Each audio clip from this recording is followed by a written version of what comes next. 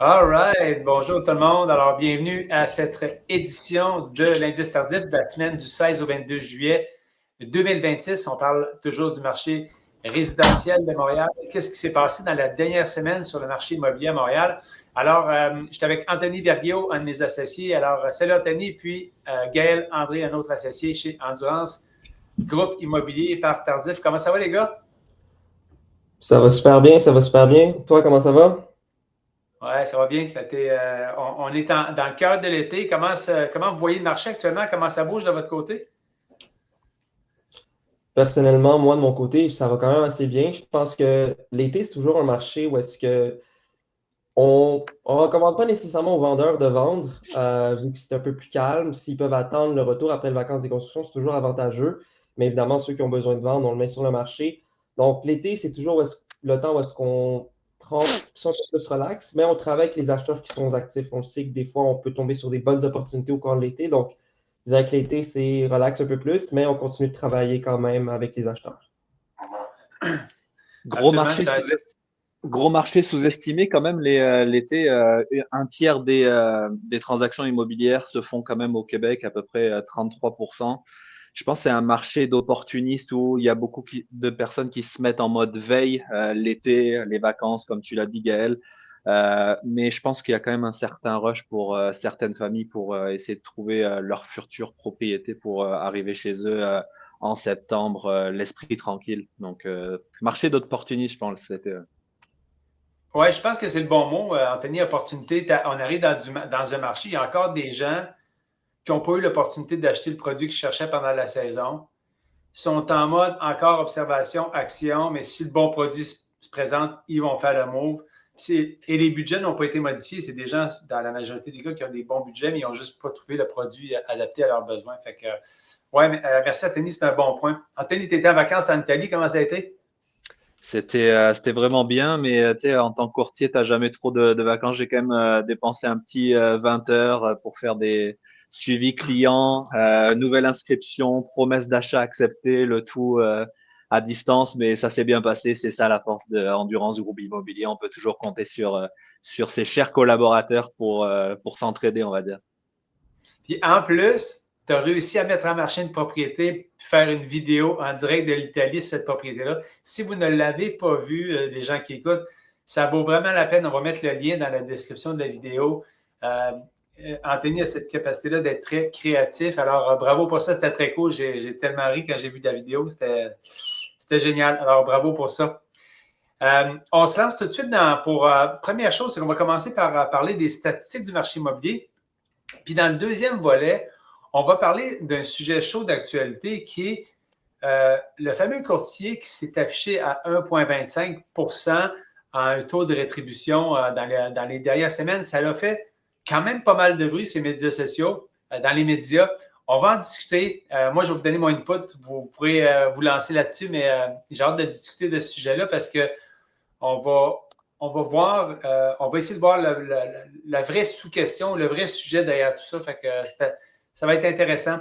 Alors, on va se lancer dans les statistiques de Montréal pour la semaine du 16 juillet au 22 juillet 2026. Je vais sortir mes notes parce que j'ai pris plein de notes, gang. Je vous reviens. Donnez-moi 2 secondes. Mon onglet, j'espère qu'il est toujours là parce que j'avais plein de notes ici.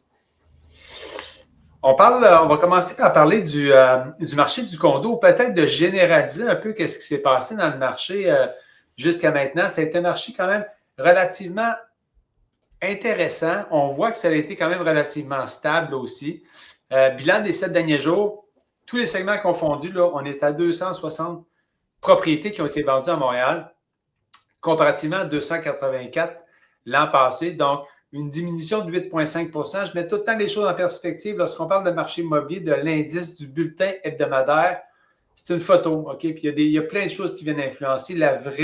Ça, j'appelle ça le bruit. Le vrai signal, c'est vraiment nos rapports mensuels qui sont vraiment très étoffés, où on répertorie chaque transaction dans le Grand Montréal.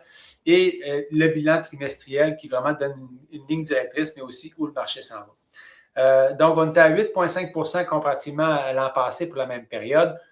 418 nouvelles inscriptions dans les derniers 7 jours. 104 ont expiré. Et on est dans un ratio de vente sur nouvelle inscription à 62%. Donc, le marché global, relativement équilibré. Ce chiffre-là cache quand même certains écarts dans différents segments. Et bien évidemment, les maisons unifamiliales demeurent extrêmement fortes, alors que les copropriétés continuent quand même à favoriser les acheteurs. On le voit tranquillement actuellement. C'est en train de se dessiner qu'il y a un marché qui va se rééquilibrer de façon un peu plus dynamique au niveau de la copropriété. Donc, Anthony, je te laisse partir sur le segment de la copropriété. Merci David. Écoute, comme vous le savez, c'est vraiment mon segment que je focalise parce que je pense que la copropriété, c'est quand même, ça reste encore abordable, notamment pour les premiers acheteurs. Euh, Rapidement, tu as parlé des chiffres, David. On va les développer rapidement pour le marché du condo cette semaine. 119 ventes contre 153 l'an dernier. Ça fait une petite baisse de 22%, plus ou moins. En même temps, il y a eu 260 nouvelles inscriptions qui sont rentrées sur le marché.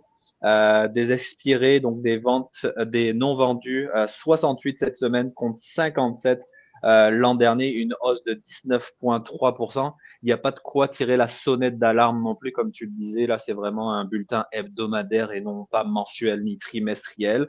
Mais ça montre quand même un petit signal.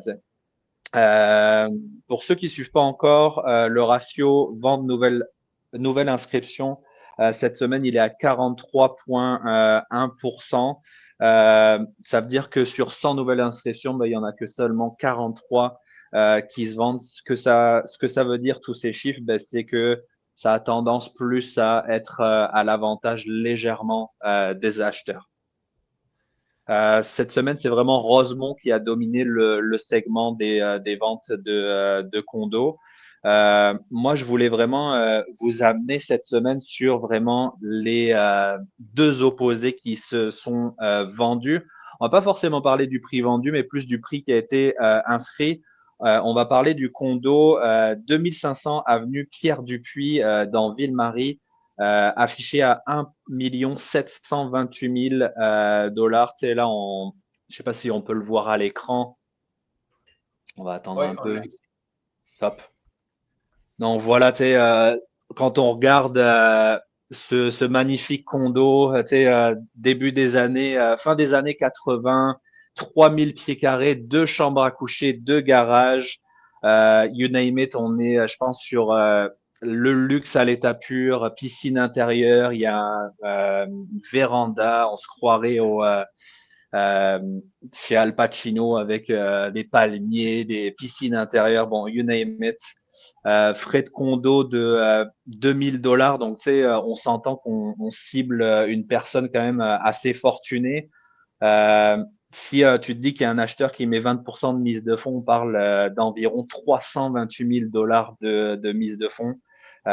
Si tu mets ça avec une hypothèque à plus ou moins 4,2% amorti, on va dire, sur 25 ans, ça te donne un paiement mensuel de 7 000 dollars d'hypothèque. Tu rajoutes à ça tes frais de condo et tes taxes, t'arrondis presque ça à 10 000 dollars de paiement. Est-ce que toi, David ou Gaël, vous payerez ce montant-là pour vivre dans ce condo d'ailleurs là?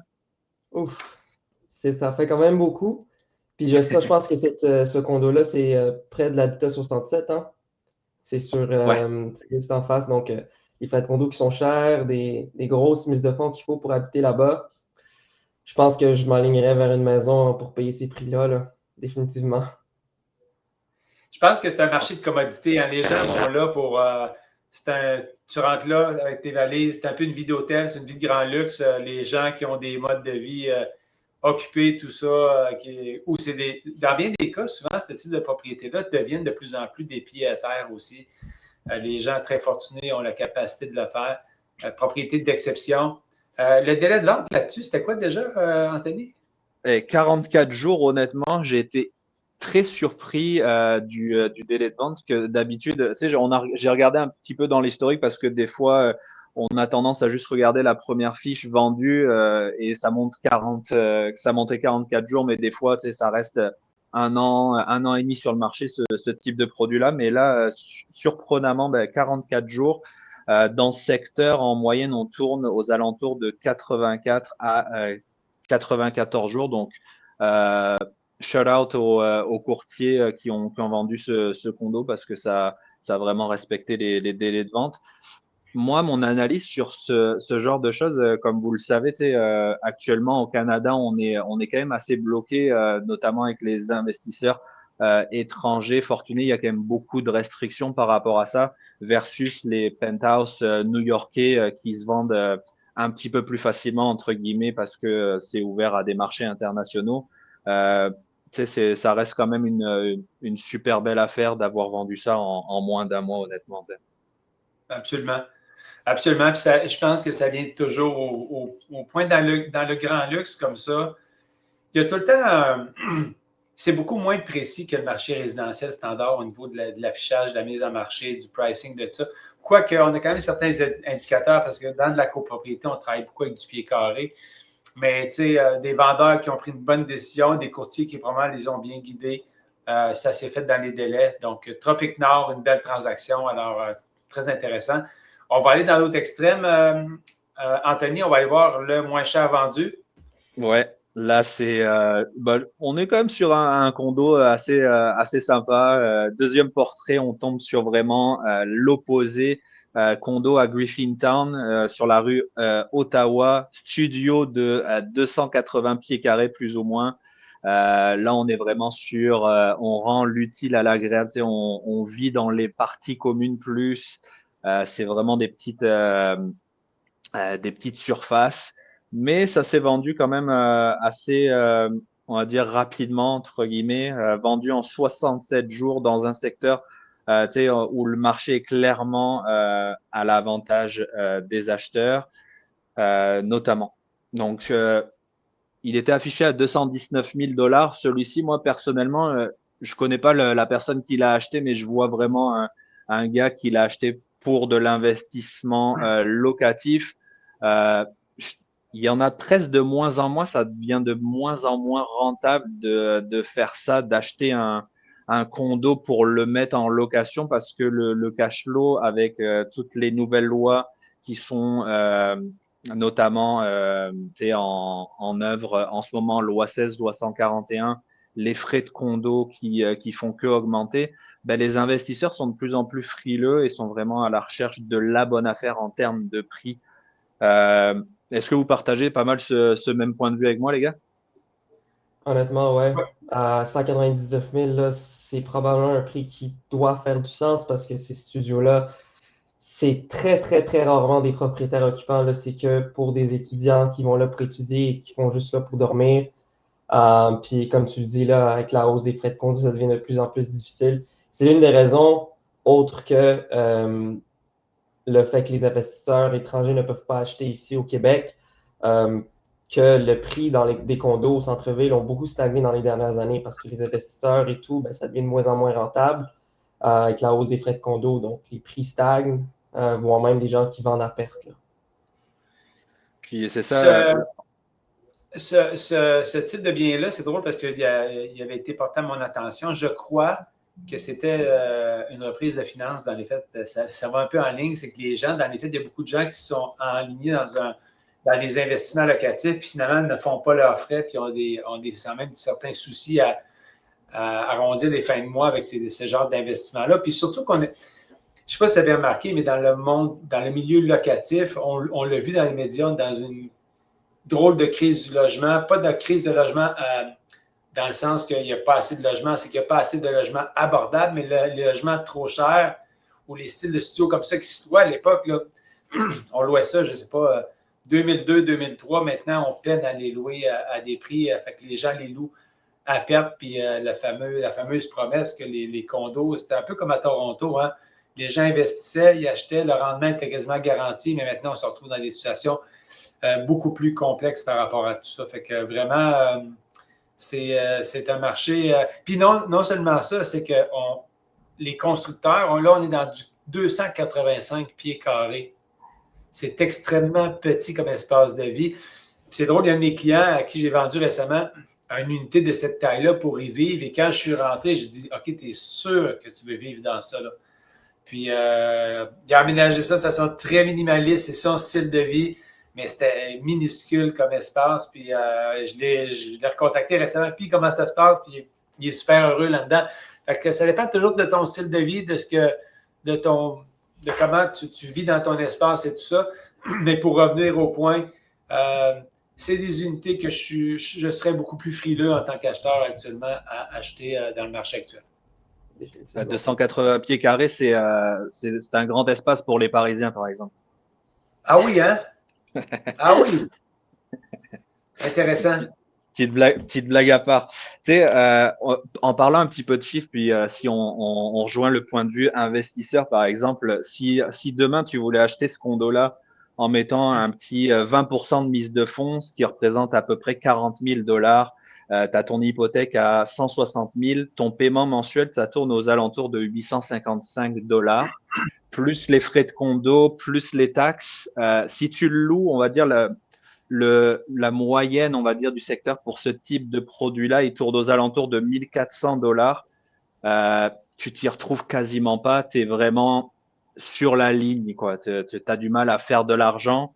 Ce qui m'a aussi vraiment choqué sur ce condo-là, puis mis à part que c'est quand même une reprise de finances, en 2023, ce condo-là a été vendu 245 000 $.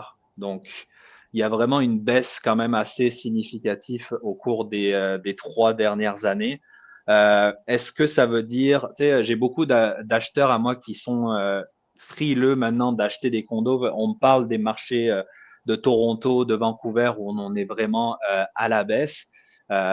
Et c'est difficile de guider les gens à travers tout ça. T'en penses quoi, David, de cette grosse baisse de prix sur le marché du condo, toi?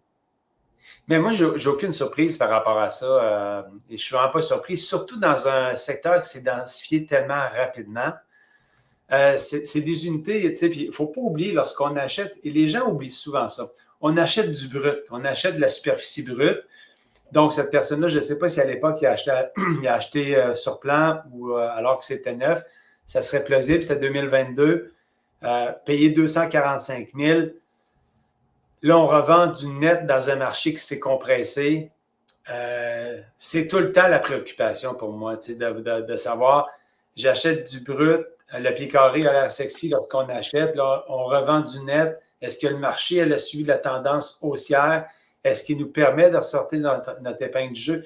Et non seulement ça, on a construit, en année de construction 2022, il a peut-être pris possession 2023. Lorsqu'on achète une propriété, je le dis toujours à mes acheteurs, je le dis à tous mes clients, t'achètes jamais pour un an. T'achètes pour un horizon minimal de 5 ans pour refaire tes frais, qu'il y ait une équité qui se prend sur ta propriété. Si tu veux jouer à la bourse, puis acheter, puis revendre l'année d'après ou spéculer sur une construction neuve, à tes risques et périls, on ne sait jamais ce que le marché va donner. Fait que voilà pour ça. Merci beaucoup pour le segment du condo. Super intéressant, Anthony. On va se lancer dans le segment de l'unifamilial. Alors, je vais prendre la main pour ça. L'unifamilial, qui est pour les chiffres de la semaine, il y a eu 93 ventes de la maison unifamiliale contre 77 l'an passé. Donc, une variation annuelle de plus 21 %. 102 nouvelles inscriptions et 14 expirations. Il y a eu le même nombre d'expirations l'an passé, c'était la même dynamique de marché. Et donc, ça n'a pas bougé nécessairement beaucoup. Par contre, vente sur nouvelle inscription, on est à 91 % dans l'unifamilial. On est vraiment pratiquement à l'opposé de la copropriété. On peine à rajouter des nouveaux produits sur le marché pour nos acheteurs qui cherchent des unifamiliales. Donc, c'est presque autant de maisons qui se sont vendues qui en arrivent sur le marché. Donc, pour 100 nouvelles inscriptions, il y en a 91 qui quittent les tablettes. Alors, les gens ont de la misère à rajouter du stock. Qu'est-ce que ça arrive? On se retrouve en compression de marché. On se retrouve en compétition sur certains produits. Pas tous les produits, certains produits, puis on va en parler. Les ventes ont progressé de plus de 20 % par rapport à l'an dernier, tandis que les inscriptions expirées ont reculé. Donc, c'est des signes de marché qui est hyper solide et nettement favorable aux vendeurs en ce moment. Il faut quand même éviter de croire que toutes les maisons se vendent automatiquement. Ce n'est pas le cas, même dans le marché fort. Les acheteurs demeurent très sensibles à la condition de la propriété puis à son emplacement, mais surtout au prix. Est-ce que le prix fait du sens? C'est ce qu'on a connu des périodes.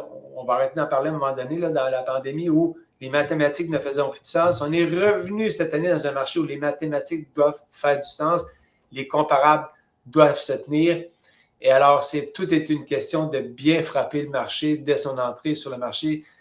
Et c'est pour ça que, je reviens là-dessus souvent, on a créé l'indice tardif. Pourquoi? Pour pouvoir permettre à nos clients, pas de leur dire des choses, de leur promettre des choses, mais de leur montrer de la statistique qui est définitive en date d'aujourd'hui pour leur permettre de prendre la meilleure décision possible sur la mise en marché, pour avoir un roadmap qui est clair au niveau des ventes aussi. Donc, c'est vraiment important de bien rentrer sur le marché et s'assurer qu'on prend les bonnes décisions dès le départ, sinon on risque de se planter et le marché ne pardonne pas actuellement. Le mot de la semaine c'était quoi le mot de la semaine dont j'avais marqué? C'était impitoyable. Donc, un marché impitoyable, si tu frappes bien le marché, tu y vas, sinon ça ne marche pas. Et je vais aller vous partager 2 propriétés on va aller dans les extrêmes du marché, qui ont retenu mon attention aussi. Donc, on va parler de la vente la plus significative. Donnez-moi 2 secondes. Donc, la vente la plus significative, c'est celle-ci à Hampstead. C'était une maison on demandait 4 700 000. Je vais aller voir un petit peu plus loin. Maison de type plein pied, donc on avait une dimension de 66 par 52, un grand format de plein pied. C'est tout le temps une statistique intéressante à savoir. Ça s'est pratiquement vendu à 180 du prix de l'évaluation municipale. Okay? Ça donne un indicateur parce que des fois, on est à l'inverse du spectre. Des fois, ça se vend beaucoup plus bas que l'évaluation, des fois beaucoup plus haut. Pourquoi? Je le dis toujours, et je pose tout le temps la question à mes clients, c'est quand la dernière fois que la ville est rentrée chez vous? La plupart du temps, ils disent jamais ou je ne m'en souviens pas. C'est très arbitraire, l'évaluation municipale. C'est pour ça qu'on peut très difficilement se fier, à part dans le monde de la copropriété. Donc, belle grande propriété de 5 chambres avec un bureau, 4 salles de bain, une salle d'eau, vaste propriété. Ce qui est intéressant, c'est que la propriété s'est vendue en 50 jours, donc dans un marché quand même très haut de gamme, 50 jours, avec un ajustement de prix à moins 10 %. Ça va un peu dans la mouvance de ce que je vous disais tantôt. Dans le haut de gamme, c'est très dur d'établir un prix cible parce que ces propriétés-là sont toutes assez différentes. Les gens, ils mettent beaucoup de commodités personnelles. Ils vont mettre des choses à leur goût qui ne vont pas nécessairement toujours récupérer, mais parfois oui, parfois non, selon ce qui a été choisi. Donc, cette propriété-là, écoutez, regardez ça, les puits de lumière, vaste propriété. Je vous la montre à l'écran. Je vais essayer d'agrandir les photos pour un peu mieux voir parce que j'aime beaucoup vous en montrer davantage comme ça. Écoutez, propriété des vastes pièces, super intéressant comme... vous savez, est-ce qu'on tombe dans du haut de gamme comme ça, on tombe vraiment dans des produits de niche avec des définitions extrêmement soignées. Donc, on voit qu'un marché, là, on est à près de 5 millions et la vente est tout aussi dynamique en termes de délai de vente. Alors, est-ce que vous voyez vivre dans une propriété comme ça, les gars? Je pense, Gaël, tu parlais des unifamiliales, c'est plus dans ton dada, je pense, d'avoir de l'unifamilial. Alors, cette propriété-là t'offrait peut-être tout ce que tu voulais. Absolument. À noter que c'était une vente sans garantie légale. On le voit de plus en plus. On aura cette conversation-là dans les prochaines vidéos. Donc, alors voilà, donc 38 jours de délai de vente. On va aller maintenant dans la moins chère vendue, qui est dans le secteur de Pierrefonds-Roxborough. Petite maison jumelée, 20 par 28, le 48-97 Louis Fréchette, Pierrefonds-Roxborough. Voyez-vous, dans l'autre extrême du marché, vendu à peu près à 90 % du prix de l'évaluation municipale. Petite maison, style premier acheteur. Cette propriété-là est encore vendue sans la garantie légale au risque et péril de l'acheteur. Et cette propriété-là s'est négociée à la baisse. Il y a eu une négociation qui s'est faite post-inspection sur cette propriété-là. Donc, propriété vraiment de premier acheteur, d'entrée de gamme. Ça ne donnait pas de look. Bon, les photos donnaient ce que ça donnait comme impression. Je suis tout le temps, puis je ne vais pas juger la mise en marché. Je vous dirais que dans des contextes comme ça, ce qui est un peu particulier, c'est que des fois, si le vendeur aurait pris peut-être quelques journées de plus pour bien faire un certain ménage dans la propriété, peut-être la repeinturer, la mettre un peu plus attrayante, Je crois qu'il n'aurait pas eu besoin de négocier son prix à la baisse, étant donné la rapidité de la transaction. Mais vous voyez, les photos donnent ce que ça donne. Les gens ne se sont pas donné la peine. Les propriétaires vendeurs, souvent, ne veulent pas nécessairement se donner le trouble. Le propriétaire ne demeurait pas sur place, il venait d'une autre région. Donc, peut-être qu'il s'est dit qu'il voulait se débarrasser et aller vite là-dedans. Tant mieux pour lui si l'aspect financier n'est pas important. Mais des fois, juste de donner un petit oomph, de passer une semaine de travail, investir 2 000 à 3 000 aurait fait toute la différence quand même. Mais quand même, ça s'est vendu dans le délai. Alors, bravo pour cette transaction-là. C'est une autre transaction réussie pour ce vendeur-là. Alors, voilà. Maintenant, on va passer dans les petits plex avec Gaël. Vas-y, Gaël, parle-nous de ce qui s'est passé dans les petits plex. On parle des 2 à 5 logements. Qu'est-ce qui s'est passé là-dedans? Absolument. Donc, au niveau des petits plex à Montréal, pour la dernière semaine, en fait, il y a eu 42 ventes versus 50 ventes dans l'an dernier. Donc, on a une petite baisse. Par contre, au niveau des expirations, ça a été resté relativement stable. Il y en a eu 14 versus 14 l'année passée. Donc, on voit un marché qui est très, très stable. Mais le point que je vois, c'est quand on décortique un peu au niveau des ventes, dans les 42, il y a eu 27 ventes dans les 42 qui étaient du duplex, 11 ventes au niveau du triplex, puis seulement 4 ventes au niveau du quadruplex. De ce qu'on voit, c'est que ce qui rend le marché des petits plex très stable, ben, c'est les duplex et triplex. Puis je suis presque sûr à 90% que dans ces duplex, triplex, il y en a beaucoup qui étaient pour propriétaires occupants. Donc, si les petits plex étaient que pour de l'investissement, on aurait vu quand même une baisse au niveau des ventes, mais au niveau de tout ce qui est propriétaire occupant, c'est très, très, très en demande. Les acheteurs, surtout les premiers acheteurs qui veulent se partir dans l'investissement, quoique un condo et une maison unifamiliale est aussi un investissement immobilier d'une façon ou d'une autre, ben les gens, ils sont vraiment intéressés par ça. Par contre, on voit que les ventes ont diminué d'environ 16%.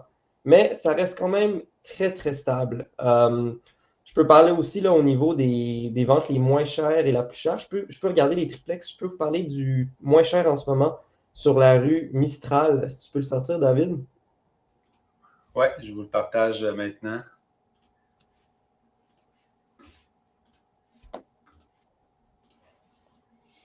Voilà. Donc, 10,50, 10,52 rue Mistral, ça s'est vendu après beaucoup de temps, presque 7 mois de ça, en bas du prix demandé. Initialement, ils demandaient un bien plus haut montant, ces clients-là, et ça s'est vendu. C'était quoi le prix initial, Gaël? Le prix initial, c'était 830 000. Okay, donc, ça s'était vendu là, considérablement en dessous, environ 100 000 de moins. Et la raison pour ça, c'était vraiment qu'il y avait besoin de travaux. Je vois que c'est un triplex qui était tout loué et il y avait un logement qui se libérait le 1er juillet, c'est le sous-sol. On s'entend que pour un propriétaire occupant, souvent, ils vont préférer avoir au moins le 2e étage, si pas le logement principal. Mais un point que je touche là-dedans, une des raisons que je suis sûr qui a beaucoup affecté la vente, c'est la localisation. Mais en fait, ce triplex-là était situé juste à côté d'un 50 logements. Juste à la gauche de cet immeuble-là, il y avait un grand 50 logements, donc ce qui n'est pas très attirant. Il y a un très grand vis-à-vis. Donc, dans l'immobilier, quand on dit que la localisation est très importante, où est-ce que ta maison est située, ta propriété est située, ben, on voit que ça affecte beaucoup, là. Absolument, absolument. Puis, dans les faits, c'est ça, il y a eu des ajustements prix succédents. C'est marqué urgent. Il y a un 5 logements direct à gauche du duplex. Faites voir le quartier avant toute visite. Exact. Le courtier, vraiment, qui s'est rendu compte qu'il y avait cet enjeu-là qui ressortait durant les visites. Puis, puis tu sais, il faut faire. Tu touches à un point. Souvent, le monde dit je vais mettre mon triplex à vendre, puis l'acheteur reprendra le logement. Puis, on a entendu parler des médias cette semaine avec la dame qui dort avec sa roulotte dans l'entrée de son duplex. Les reprises de logement, c'est toujours quand même un processus qui n'est jamais simple. Il y a tout le temps des frictions qui se passent, soit avec le locataire lorsqu'on fait la reprise et tout ça. Donc, dans les petits plex, les rendements sont moins là, bien évidemment, depuis quelques années. Donc, ils sont moins intéressants. Triplex, quadruplex, il faut vraiment que les chiffres font du sens. Et si vous comptez vendre votre plex, bien, essayez de le coordonner en même temps qu'il y a un locataire qui va quitter. C'est là que vous allez chercher votre maximum de valeur. Sinon, s'il est tout loué et vous le vendez sous les revenus, c'est mathématique, il n'y aura pas de miracle qui va se faire là-dessus. Exactement. Les petits plex bien situés, bien entretenus, puis en faisant des bons revenus, bien, ils continuent à attirer des acheteurs.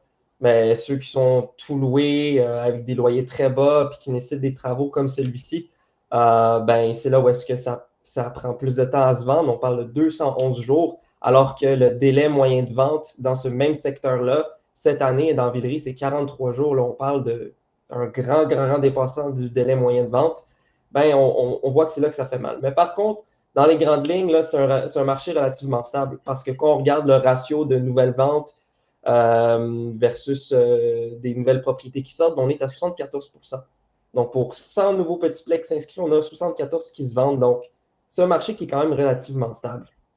Là, je peux parler du triplex le plus cher vendu, si tu peux le sortir, c'est celui sur Saint-Denis. Oui, je l'ai ici, on l'a à l'écran. Parfait. Donc, le plus cher vendu sur Saint-Denis, on parle d'une propriété d'exception, honnêtement. On voit un triplex avec un logement principal absolument immense. Mais en plus de ça, il y a un logement 4 saisons à l'arrière qui est parfait. Là. C'est un pavillon 4 saisons indépendant, climatisé dans la cour, puis c'est parfait pour un cabinet d'avocat, un studio, juste un bureau à la maison. Donc, c'est un produit qui était parfait pour un professionnel qui n'avait pas besoin à louer un logement ou un local à un autre endroit pour pouvoir opérer son entreprise ou sa pratique. Donc, c'était vraiment un immense logement principal avec des loyers aussi très favorables. En haut, on parle d'un 4,5 loué 1700 et un autre une chambre louée 854. Là, on parle quand même de bons revenus. Et initialement, il demandait 2 millions de dollars. Ça s'est vendu dans un délai assez raisonnable là, pour des propriétés d'exception, donc juste un peu plus de 3 mois, un petit peu en bas, un petit peu à la baisse. Donc, c'est un super beau produit. On voit que c'est très rénové. Il y a vraiment 5 chambres au total, donc c'est parfait là, pour une grande famille à 2 pas du métro Henri Bourassa, dans un super beau quartier. Donc, franchement, une très belle propriété. Belle transaction aussi. Fait que, non, impressionnant. Puis le délai de vente. Tu sais. Puis ça touche au point lorsqu'on a un produit de qualité bien fini, qui a été bien rénové, il y a tout le temps du marché pour ça. Puis des fois, on va peut-être aller l'étirer un petit peu sur le marché parce qu'il n'y a pas de comparable. Les gens vont toujours préférer payer pour un clé en main un peu plus cher que payer pour un produit à rénover qu'on sait où on commence, mais on ne sait pas où on finit. Fait que, bon, ben, un autre point, au niveau du clé en main versus travaux, là, je remarque que de plus en plus, les produits clés en main, ceux qui se vendent le plus versus ceux qui ont besoin de travaux, les acheteurs d'aujourd'hui sont beaucoup moins manuels que les acheteurs d'il y a 20 ans, 30 ans. Les gens étaient beaucoup plus ouverts à faire des travaux, mais aujourd'hui, malheureusement, les gens sont un peu moins manuels. Donc, quand tu as un produit qui est clé en main et tu es capable de le rendre le plus propre possible, quelqu'un peut emménager et juste s'y installer, c'est très vendeur. Absolument. Cool, merci Gaël pour ça. Je vais sauter rapidement parce qu'après ça, on va tomber dans un autre sujet. Je vais aller rapidement dans le multilogement 5 et plus pour terminer notre segment de marché sur l'indice tardif. Donc, il y a eu 6 ventes dans le multilogement contre 4 l'an passé. On a une variation annuelle, bon, qui veut dire ce que ça veut dire. Là, on est à plus 50%, mais c'est tellement un petit chiffre que ça n'a pas vraiment d'incidence. 11 nouvelles inscriptions, 4 inscriptions expirées versus une l'an passé. Donc, on est sur un ratio vente sur nouvelle inscription à 54,5, donc marché assez équilibré. Multiplicateur de revenus bruts moyen, on est à 15,89. On est pas mal dans les dernières semaines aux alentours de 16.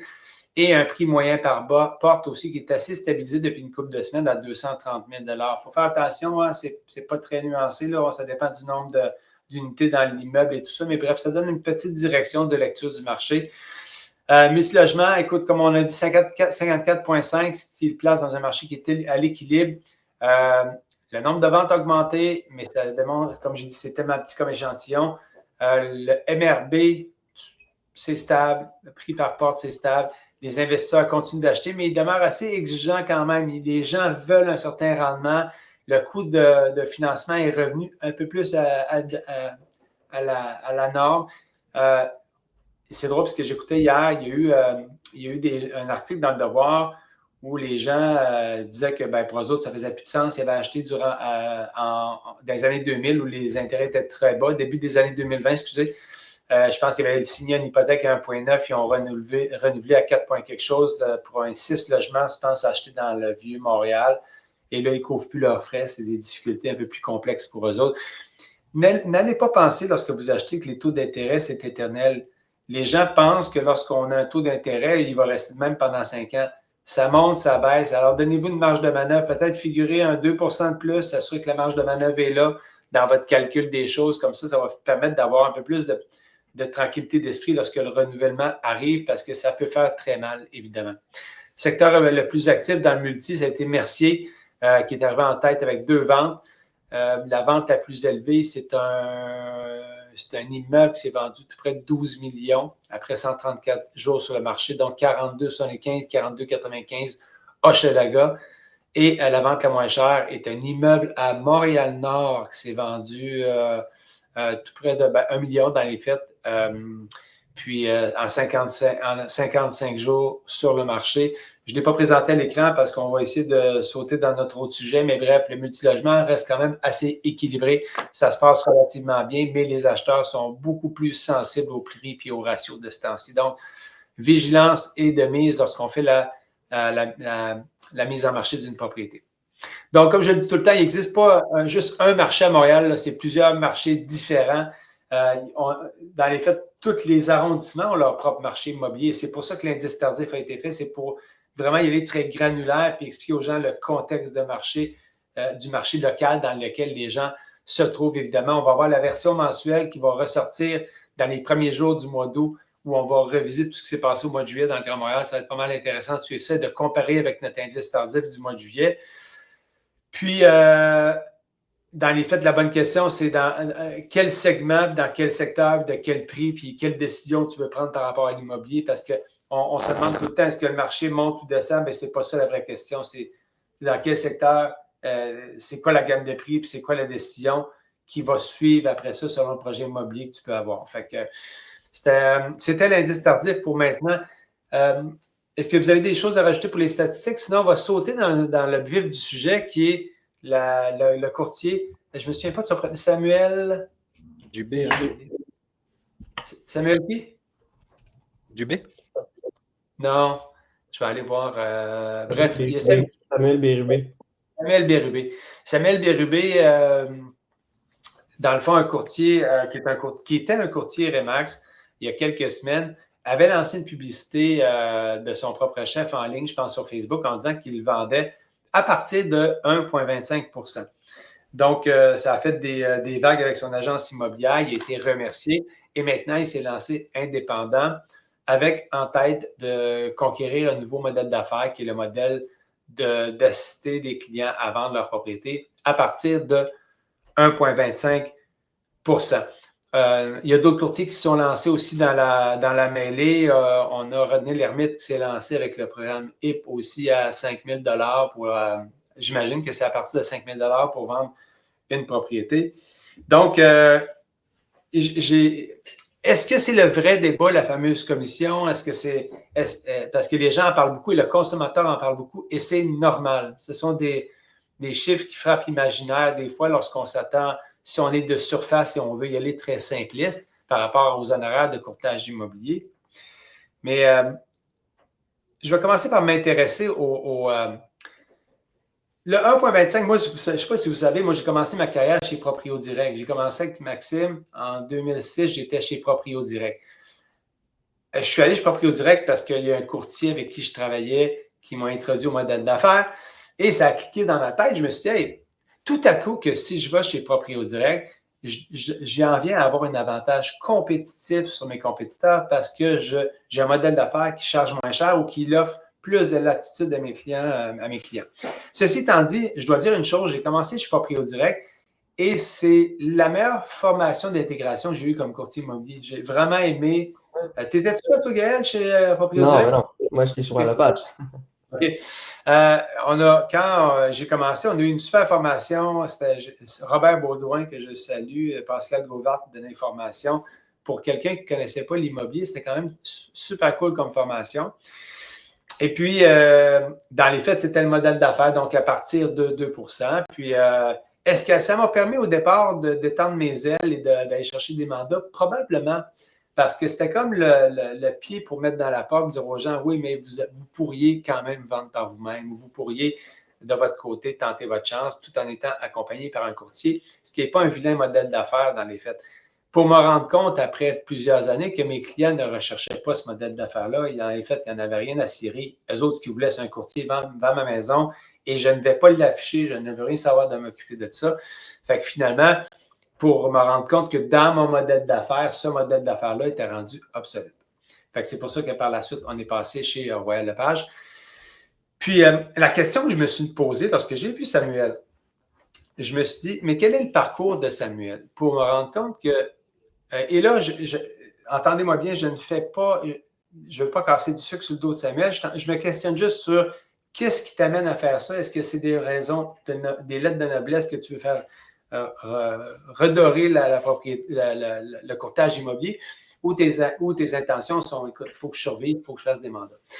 Le parcours de Samuel a été le suivant. Il est devenu courtier immobilier il y a quelques années et il a accroché sa licence par la suite pendant, je crois, quelques années aussi. Puis là, il vient de ressauter dans le courtage immobilier chez Remax. C'est un peu le marché inverse. Il a commencé, dans le fond, une carrière traditionnelle et là, on arrive vers une deuxième carrière avec un modèle de courtage différent. Je ne l'appellerai pas à rabais, je vais l'appeler différent. Est-ce que c'est la suite logique des choses? Là, je vais vous poser la question. Poser la question, c'est y répondre. Lorsqu'un courtier a du succès en immobilier, et quand je dis avoir du succès, c'est d'avoir une répétition de clients qui viennent vers toi année sur année ou qui te réfèrent parce qu'ils ont été satisfaits. Est-ce que ça te vient en tête de dire, ben, finalement, ça va bien, je vais tout mettre mes prix planchers puis je me relance dans un nouveau modèle d'affaires. Ou plutôt, tu vas te dire, qu'est-ce que je peux faire pour bonifier l'expérience client puis en donner plus pour leur argent? Je pense que poser la question, c'est y répondre. Puis je ne sais pas ce que vous autres vous en pensez, mais moi, je trouve que c'est un cheminement qui est très contre-intuitif actuellement de dire, j'ai fait de l'immobilier, j'ai lâché, je reviens et en plus, je vais aller niveler vers le bas en offrant un service à prix réduit. Et là, l'autre chose que je vais aller frapper, c'est, vous savez, et j'amène tout le temps cet exemple-là, je suis un peu tannant avec cet exemple-là. Là. Toi, Gaël, tu es tatoué, tu as un tatou, là. Quand tu t'es fait tatouer, là, comment tu as fait ta recherche? Est-ce que tu es allé par référence? Est-ce que tu as regardé les reviews ou tu t'es dit, moi, chercher le moins cher possible puis je ne veux pas que ça me coûte cher? C'est une très bonne analogie. Moi, j'ai demandé à des amis en premier, donc référence. Ensuite, je suis allé chercher 2-3 références de 2-3 amis. Et là, je suis allé sur chacun de leurs sites web. J'ai regardé les reviews. Et ensuite, j'ai fait des appels et je suis allé avec le premier qui m'a rappelé. Donc, c'était un mix de références, de crédibilité, donc de reviews. Et ensuite, je suis allé avec le service. Donc, le premier qui m'a rappelé, le premier qui m'a expliqué comment ça fonctionnait, parce que moi, celui-là, c'était mon premier tatou. Donc, il m'a expliqué comment ça fonctionnait, est-ce que ça faisait mal, si, ça. Donc, il m'a rassuré et il m'a pris un rendez-vous après. Donc, je suis vraiment pas, tu sais, un tatou, bon, évidemment, c'est très subjectif. Moi, mon premier tatou, j'étais craintif, j'avais peur, c'est quelque chose qui reste là pratiquement en vie, à moins de l'enlever. Donc, ça venait comme, c'était une grande étape. J'avais 18 ans. C'est un peu comme dans l'immobilier. Dans l'immobilier, les gens, ils achètent pour la première fois. Ils vendent pour la première fois. Les gens ne vendent pas 50 000 propriétés dans leur vie, ils en vendent juste quelques-unes. Donc, ça vient avec un certain fardeau émotionnel. Donc, est-ce que c'est la bonne chose d'y aller avec, en tant que vendeur, de chercher le courtier le moins cher ou celui qui va t'accompagner le mieux? On devrait prendre celui qui va t'accompagner le mieux. Puis là, on va aller à l'autre question parce que est-ce que tu veux aller, est-ce que tu t'aurais choisi, puis Anthony aussi des tatous, est-ce que vous auriez choisi le tatoueur qui a tatoué 2-3 fois dans sa vie ou celui qui c'est son premier tatou, ou vous allez vous dire, hey, je vais choisir quelqu'un qui est réputé, que je peux voir son travail sur Instagram, je peux voir qu'est-ce qu'il a fait, qu'il y a des bons reviews, que c'est quelqu'un de professionnel capable de me rassurer que le processus va bien aller, qu'on ne va pas se planter, que... Écoute, moi-même, j'étais allé me faire tatouer il y a 2 semaines. Puis j'avais regardé les reviews, puis finalement, le tatoueur qui était supposé me tatouer, c'était pas lui. Puis quand j'ai vu ça aller, j'ai dit, c'est quoi, on va remettre ça une autre fois parce que il n'y aura pas l'air de savoir où il s'en allait avec ces patins là. Fait que, c'est le même processus pour un vendeur. Donc, l'autre réflexion, c'est que si tu regardes tous les modèles d'affaires où c'est du courtage différent, je vais l'appeler différent parce que je pourrais bien l'appeler à rabais, mais je ne veux pas l'appeler comme ça parce que ça se peut qu'il ne soit pas à rabais, ça se peut que quelqu'un soit capable d'avoir un modèle d'affaires qui a fait exactement le même service que n'importe lequel courtier, puis fasse une Christie de bonne job. Mais quand tu regardes l'historique et aller voir les historiques de toutes les plateformes qui offrent aux consommateurs de trouver un courtier immobilier, aller faire une recherche Google, voir c'est quoi les reviews. Le plus haut que j'ai trouvé, Samuel a quelques bons reviews, mais pour que son modèle d'affaires fasse ses preuves, il va devoir avoir plusieurs dizaines, voire centaines de reviews qui dit que son modèle d'affaires fonctionne et a donné le résultat pour le client vendeur au même titre que n'importe quel courtier. Donc, la preuve sociale va devoir s'installer que, hey, ce gars-là, ça va être mon courtier pour toujours parce que la preuve sociale démontre que c'est le cas. Et j'ai regardé, je suis allé voir les plateformes qui offrent des assistances aux consommateurs pour trouver les reviews. Je n'en nommerai pas, vous pourrez faire vos recherches. Il y en a un que c'est des reviews de courtiers immobiliers qui l'utilisent parce qu'ils veulent promouvoir la plateforme. Et il y en a un autre qui viennent de se lancer et on est rendu à 4,1 sur 5. Est-ce que je vais choisir, moi, un courtier qui est à 4,1 pour vendre ma maison? Définitif que non. Je ne vais pas trouver un tatoueur à 4,1 non plus. Donc, je pense que le discours est plus... La question de la commission n'a pas rapport dans l'histoire. La question est comment le consommateur, aujourd'hui, trouve et choisit son courtier immobilier pour une des plus grandes décisions de sa vie. La commission, ça ne fait même pas partie de l'équation. C'est quoi le processus décisionnel par rapport à ça? Pourquoi tu choisis? Comment tu le choisis? Si le vendeur, il y a la race to the bottom, là, c'est facile. Tu vas tout le temps trouver quelqu'un qui le fait pour pas cher. C'est un marché libre et le monde font ce qu'ils veulent par rapport à la rétribution. Donc, puis à ce jour, et je reviens là-dessus, est-ce que le modèle démontre une traction si forte? Poser la question, aussi répondre. Je regarde Samuel, puis c'est un gars qui s'exprime très bien, c'est un gars intelligent, mais là, actuellement, il représente un seul vendeur sur Centris. Et la rétribution collaborateur, donc pour le courtier acheteur, ne reflète pas ce qu'on voit dans l'industrie. Donc, en tant que porte-parole, et quand je dis ne reflète pas, c'est que il faut être prudent là-dedans. C'est que chacun a son métier, chacun fait. Les courtiers, 9 transactions sur 10, ça fait qu'un courtier collaborateur qui est engagé, qui va être payé uniquement s'il trouve la bonne maison. Il va être payé uniquement s'il vend la maison au bon prix, aux bonnes conditions. Je le dis tout le temps à mon vendeur. Comme vendeur, vous avez une décision à prendre. Moi, je suis votre porte-parole et vous m'autorisez à passer un certain message à tous les autres courtiers du Québec par rapport à la rétribution collaborateur. Ça, c'est votre médium de communication. Et le médium dit, si la rétribution est équitable et conforme au marché, c'est « Hey, bienvenue chez nous, amène des clients acheteurs, on va faire visiter la maison, on va être content de collaborer avec toi, puis on va être content de faire une transaction. » Lorsqu'on met une rétribution, donc des honoraires qui ne sont pas cohérents avec le marché, on envoie un message qui est très différent. Et le message qu'on envoie, dans le fond, à tous les autres courtiers, c'est « Hey, sais-tu quoi? Je ne suis pas trop intéressé à t'avoir sur mon listing, mais si tu viens, c'est ce que tu vas avoir. » Donc, le message, c'est facile. J'ai toujours dit, moi, je le dis tout le temps, mon client me dit hey, « Tu peux-tu me faire un rabais d'1 » Hey, tu sais quoi? Je peux tout faire, moi. Je peux tout faire, je travaille autonome, je peux te charger 0,5 % maintenant. Quel est le message que tu vas envoyer aux autres courtiers? C'est ta décision, c'est ton projet, ce n'est pas le mien. Donc, c'est important d'avoir ces conversations-là honnêtes avec les clients et de ne pas le faire miroiter sur « je vais te faire sauver de l'argent », mais plutôt « je vais t'accompagner pour prendre la meilleure décision possible au final ». C'était mon takeaway sur la rétribution à 1,25. Allez-y si vous voulez vous exprimer par rapport à ça, messieurs, j'étais intéressé de vous entendre. Moi, je partage ton avis, honnêtement. On en a fait les frais, surtout quand tu es jeune, on veut toujours aller chercher la chose la moins chère. Honnêtement, j'ai pas beaucoup d'histoires qui commencent bien en disant hey, j'ai payé ça pas cher, ça s'est bien terminé.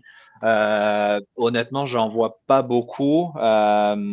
C'est un peu la même chose en immobilier. Maintenant, quand je vais chez un prestataire de service, que ça soit en immobilier ou autre, ben, je veux en avoir pour mon argent et avoir la qualité qui suit derrière. Tu sais, l'exemple que, puis la commission, c'est quelque chose qui est toujours abordé quand tu vas rencontrer un vendeur. On y va plus vers la fin. Puis si la question se pose pas, c'est quand le vendeur me dit me négocie pas, je me dis bon c'est bon, je vais montrer que je vais amener de la valeur à ce monsieur.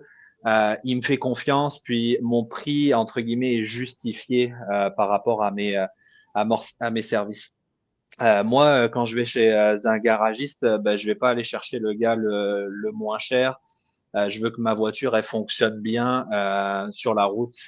Donc, je vais toujours vers le gars qui, oui, il charge plus cher, mais je sais que demain, si j'appuie sur la pédale, ben, ma voiture elle va fonctionner. Ça va être la même chose en immobilier. Puis, respect à Samuel parce que il s'est pris vraiment une lynchée aussi sur les réseaux sociaux.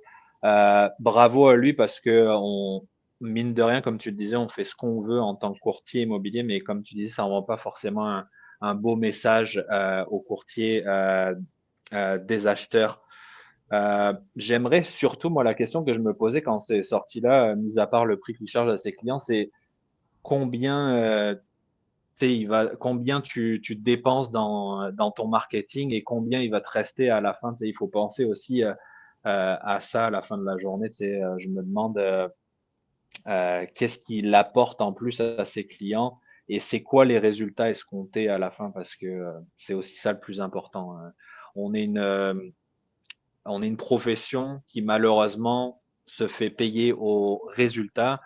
Ça sert à rien de prendre un listing que tu vas pas vendre. Donc moi je partage plus cet avis-là. Et je pense que tu es dans les faits, Anthony, ça touche au point un petit peu que et j'avais la réflexion ce matin. On rentre dans un ère immobilière qui va être excessivement différente de ce qu'on a connu. En termes de promotion, tu sais, là, on avait les fameux posts Facebook, on avait le centriste.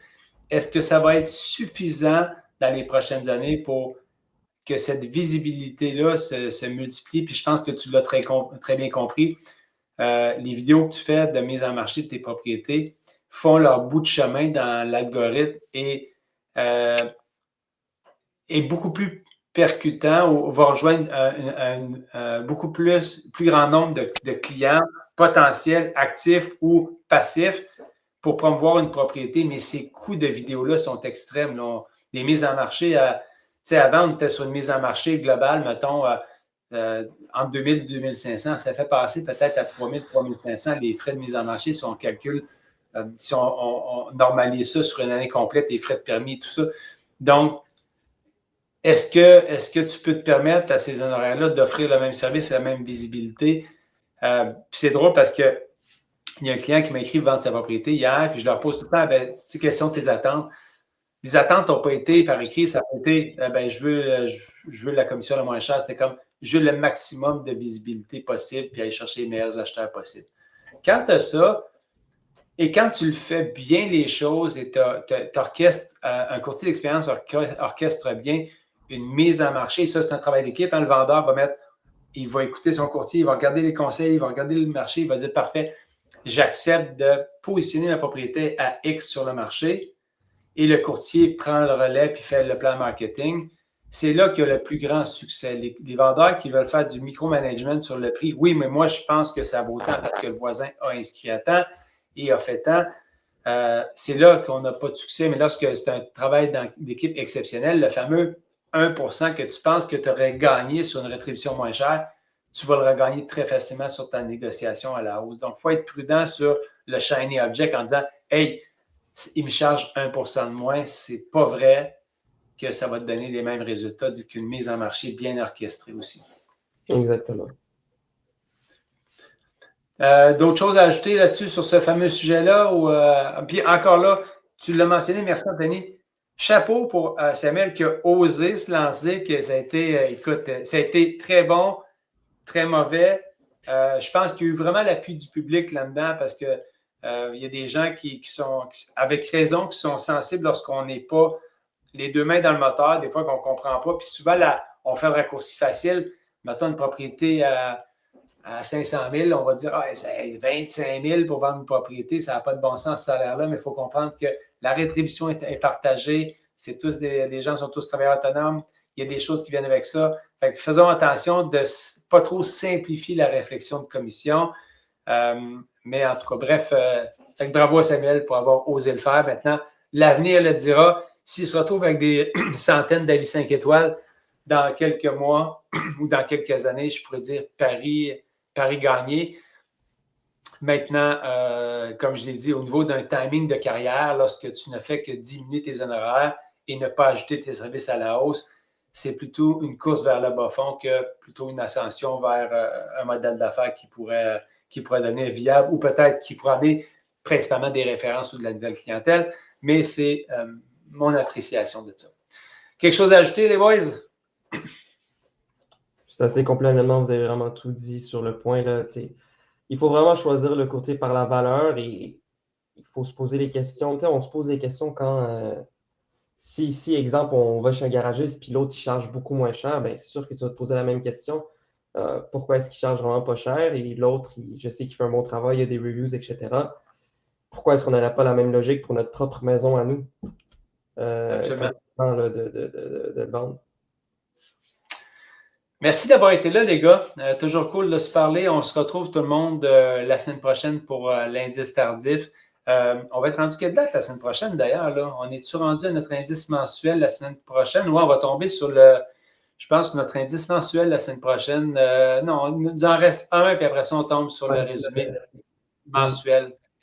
Hey, n'hésitez pas, si vous avez des questions, les gens qui écoutent, des questions, des commentaires, n'hésitez pas, on est là pour y répondre, puis vous amener le plus de valeur possible. Et n'oubliez pas, l'indice tardif, Endurance Groupe Immobilier, on vous aide à vendre plus, acheter mieux et décider juste. All right, à la semaine prochaine.